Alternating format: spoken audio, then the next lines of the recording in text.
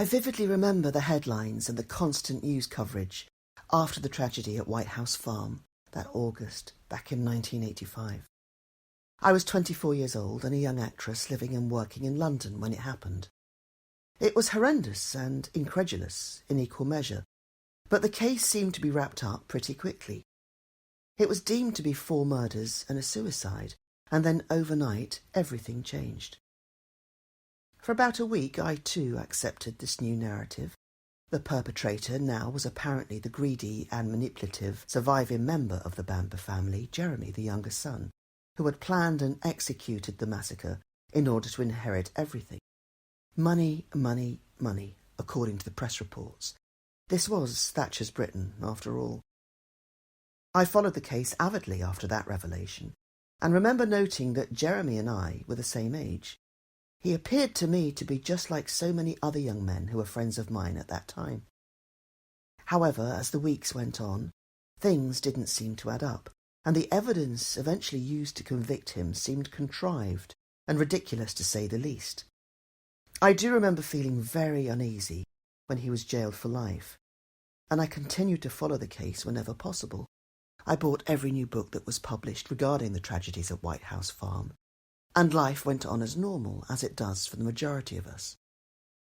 Many years later, and ignoring social media for long enough, due to work-related reasons, I joined Twitter, and one of the first things that came up on my timeline was a post from the Jeremy Bamber campaign team.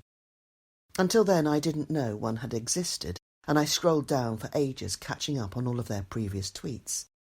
I then read up on everything that had happened in the intervening years regarding Jeremy's case and contacted the team to pledge my support.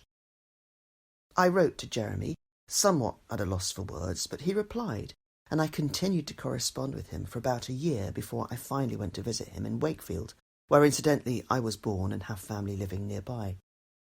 Being only 2 months older than Jeremy, we have the same cultural reference points, and even used to frequent the same clubs and restaurants in London back in the day. We were never at a loss for something to talk about. We spent the first visit roaring with laughter as we traded jokes and masses of sweets from the canteen. I found him wise, witty, and incisive. Being the same age, I can also reference every year of his incarceration and exactly what he has been deprived of in all of those years. A career, holidays, family, countless Christmases, and children of his own. To call it heartbreaking is a massive understatement. Some 5 years on, I have nothing but the deepest respect, love, and admiration for him. And that also applies to his dedicated campaign team, who work so tirelessly on his behalf. I'm really glad he's now a friend of mine, and I'm more than proud to be able to call him one.